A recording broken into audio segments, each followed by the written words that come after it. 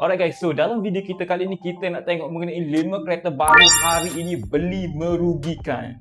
Bunyi macam tak sedap kan pada tajuk kali ini, tapi ini merupakan satu-satunya benda yang penting untuk kita hadap selama 9 tahun. Apa yang dimaksudkan? Jom kita tengok sama-sama. Mula-mula sekali kita lihat 5 kereta yang disenaraikan dalam video ini merupakan harga bermulanya daripada harga RM70,000 sehinggalah RM120,000. Makna kata kereta yang disenaraikan dalam video ini bukannya kereta yang bertaraf ekonomi, tetapi dalam kategori saiz pertengahan. Sebenarnya banyak lagi kereta-kereta di luar sana yang sebegini. Ini disebabkan oleh value-nya yang tidak setanding dengan pesaingnya. Performa kurang dengan harga yang kita bayar agak tinggi, dan yang paling kita tak nak sekali, value jatuh teruk selepas pembelian. Contohnya seperti beli hari ini dengan harga yang sedemikian, namun bila mana masuk tahun ketiga harga jatuh teruk hampir 70 ke 80% harganya jatuh.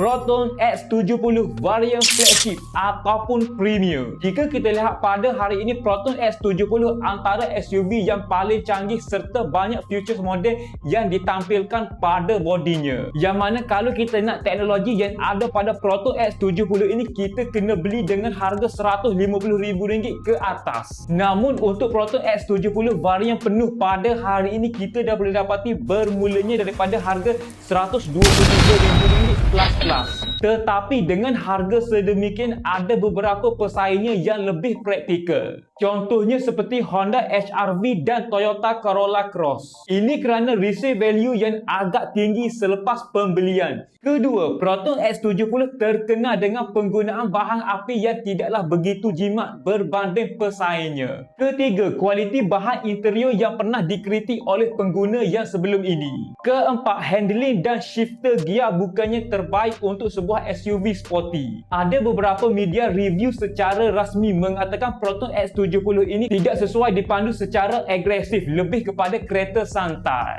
Tapi bukannya sebagai sebuah SUV yang lemah, cumanya ada pesaingnya yang lebih baik.